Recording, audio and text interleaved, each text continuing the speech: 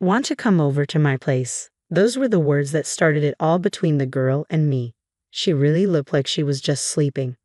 It had been a while since I last saw my sister quietly closing her eyes, not laughing, not crying, just sleeping in the cold coffin.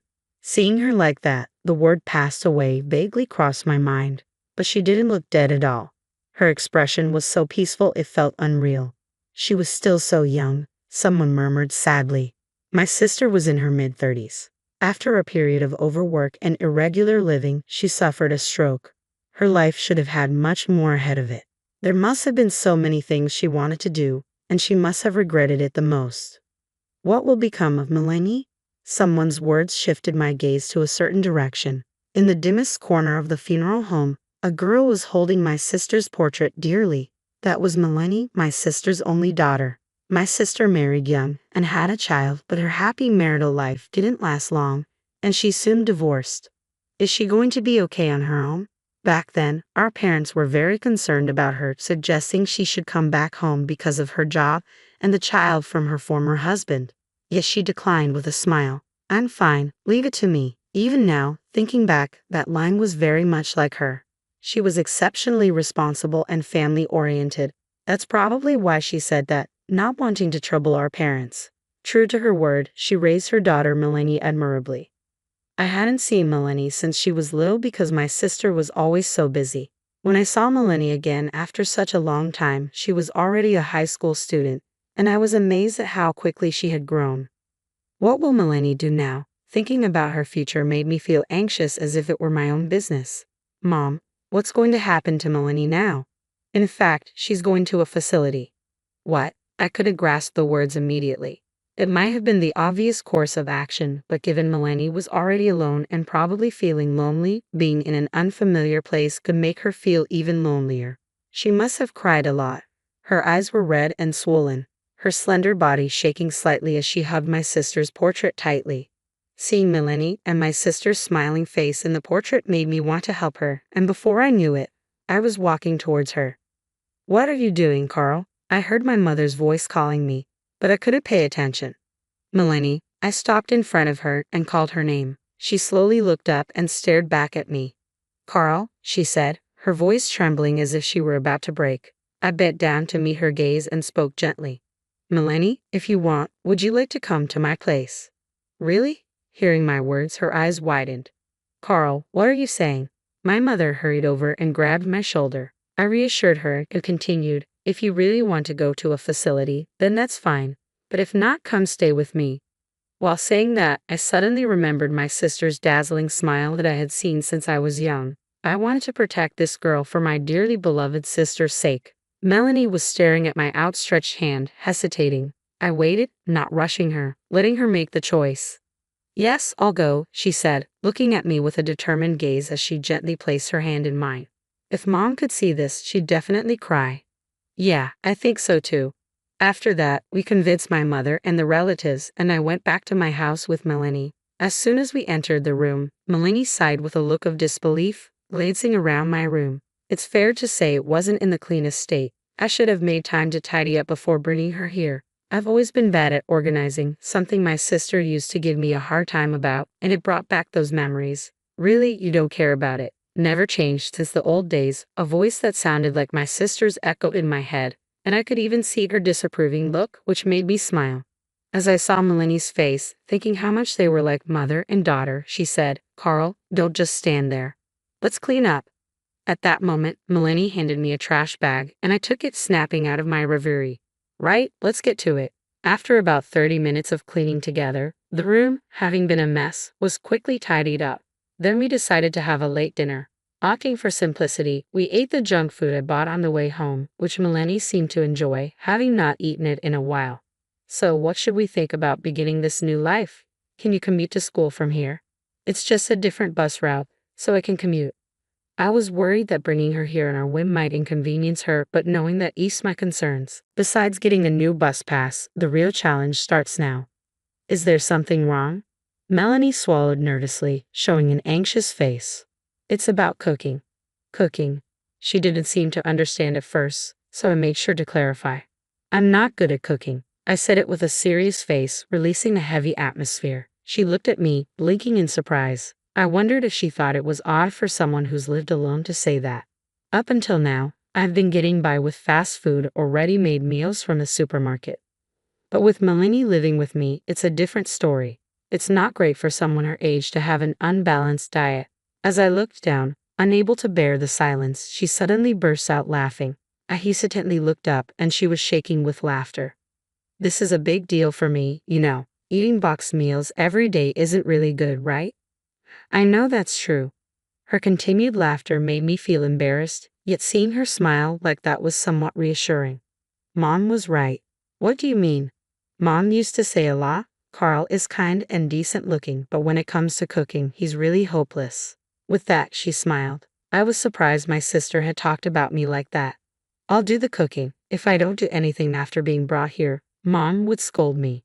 Melanie's smile was bright, but simultaneously her voice sounded pained and sorrowful, which just made my heart ache. I tried not to cry, just like she did, and put on a smile as I said, "Thank you. That would really help." "Leave it to me," she flashed a bright smile. That smile was so much like my sister's that I almost let the tears spill, but quickly looked away so Melanie wouldn't notice. "Carl, what's wrong all of a sudden?" "No, it's nothing, just got something in my eyes." If I started crying now, I'd only make her worry unnecessarily. Plus, she's been putting on a brave face with a smile since the funeral, not shedding any tears. I needed to be strong too, I thought. After that, the days went surprisingly smoothly. "Good morning, Carl." Turns out Melanie is a morning person. By the time I got up, she had already made breakfast and sandwiches for lunch, which really surprised me at first. Moreover, her every dish was delicious. She had learned from her mother since she was a kid. "You're not a morning person, just like Mom." "I always used to get up early," I bragged, trying to seem like a good uncle in front of my niece. Actually, not always, but I wanted to impress her a bit. Melanie was not only good at cooking but seemed to be skilled in all household chores, teaching me various things on days off. "Sort the laundry by colors to prevent color transfer," she instructed. Trying not to laugh at her slightly proud posture, I responded, "Yes, Teacher Melanie." Though I was a bit anxious at first about how things would turn out, she was very capable, and all in all, we had fun. More importantly, I found myself feeling reassured by her gradually increasing smiles. Ever since the day I brought Melanie here, I've been reminded of my sister's words over and over. For me, my girl is like, one night, past 1:00 a.m., as I was about to go to bed, I noticed light coming from Melanie's room. What's she doing up at this time? Curious, I peeked into her room and saw her focus on her desk. She was oblivious to my presence. Right, she's a high school senior in the midst of choosing and preparing for college. According to what my mother told me, her grades are among the top in her class. Despite that, she always helps out around the house. Maybe I've been making her worry unnecessarily. That's when an idea struck me. Okay, this is it. It's Melanie who's working hard, and it will be her who faces the outcome, not me. There's not much I can do for her, but that's exactly why there are things I can do. Ouch! Hot water splashed onto my fingertip, the sound echoing in the quiet kitchen. Phew, did Melanie hear that? For a moment, I tensed and expected a reaction, but there was silence. I breathed a sigh of relief. All right, this is good. Later, I visited her room again. After knocking softly a few times, I slowly opened the door. Melanie, startled by the sound, turned around with a jerk. "What's up?" Seeing the study notes filled with dense text on her desk, I could tell how hard she's been working. "May I come in?" "Sure." Given she's a teenager, I asked for permission before stepping into her room, then offered her the tray I was holding. "I remember your mom mentioned you like hot chocolate, so here." Melanie took the tray, her eyes lighting up at the sight of the hot chocolate and hot dog, her face breaking into a happy smile. "Hot chocolate and hot dog, that's an odd combo, right?" "Yeah, but that's all I could make, and I thought it'd be just right for a late-night snack. You like ketchup, right?" I added so much the hot dog was drenched. The hot dog was simple, but I prepared it with all the love I could muster. "Thank you. I'm really happy." "This is nothing. Just make sure you don't stay up too late for tomorrow." "Yes, got it." I smiled kindly at her and quietly closed the door behind me. "By the way, how's living with your niece going?" During lunch at the company cafeteria, my coworker Charles, seeing the sandwich Melanie had prepared for me, asked with keen interest. "It's going well. She seems busy with her studies lately." Since that day, the light in Melanie's room has often stayed on late into the night. She must be in the critical phase of her exam preparation. I've been quietly rooting for her. Last time I asked, she was about elementary school age, but now she's already that old. But really, it's amazing. It hasn't been long since her mom passed away, and yet she's teaching you household chores as well as cooking for you. She's really mature. I think that's right, I thought to myself. I hadn't realized how capable Melanie was until we started living together. When I saw her at the funeral after a long time, her eyes were red and swollen. She must have cried a lot. But since we started living together, I haven't seen her cry even once. Lately, I've been seeing her smile more. She must be trying her best to get through this in her own way. Maybe I'll buy a cake on the way home today. Wow, you sound just like an uncle. Cut it out. I am Melanie's uncle after all. I've been busy with work and I haven't even been able to properly prepare a midnight snack for her. I feel like I haven't done anything for her. I remember she said she had an important presentation today. Maybe I should get her a little something as a way to say good job. There's a small cake shop near the grocery store, and once when we passed by, I didn't miss Melanie murmuring, "That looks delicious," as she looked at the cakes in the window. I also noticed she was particularly eyeing the chocolate cakes. After work, I hurried to the cake shop and bought various types of chocolate cakes. Looking at the white box, I couldn't help but smile, thinking of how much she would enjoy them. I wondered how Melanie would react. Imagining her smile, I hurried home. "I'm home," I called out, but nobody responded. The usual greeting wasn't there. What's going on? I walked down the hall and noticed a faint light coming from Melanie's room. Maybe she was concentrating on her studies, holed up in her room. I moved slowly towards it, feeling somehow that I needed to be quiet, though it was my own house. With each step closer, faint voices reached my ears, growing louder until I realized it was the sound of crying. My heart clenched. Had Melanie been crying alone in her room the whole time? I believed she was doing so well. I chose to watch over her from afar, believing in her strength. I'm right here for her, but what am I doing? I slowly grasped the doorknob and said, "Melanie, I'm coming in, okay?" As I opened the door, Melanie turned around quickly, surprise written all over her face. Tears were rolling down her cheeks.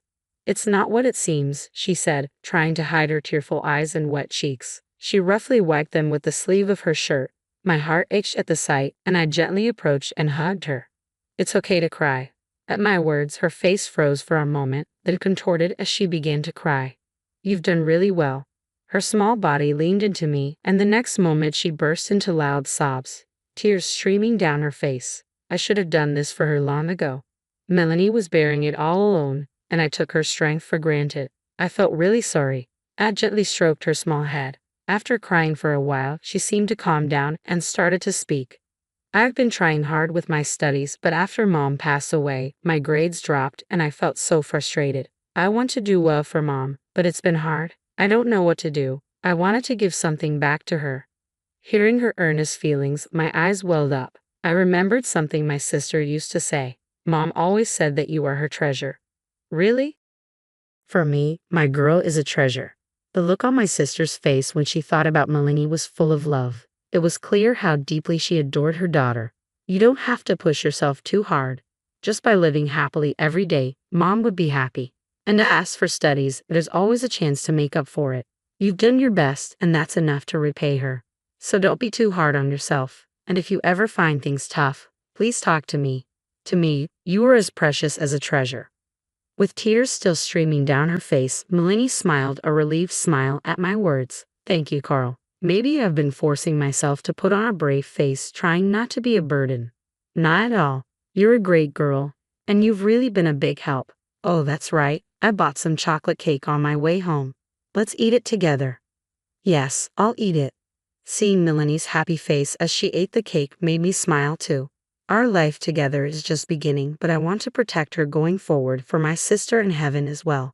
That was the renewed promise I made to myself.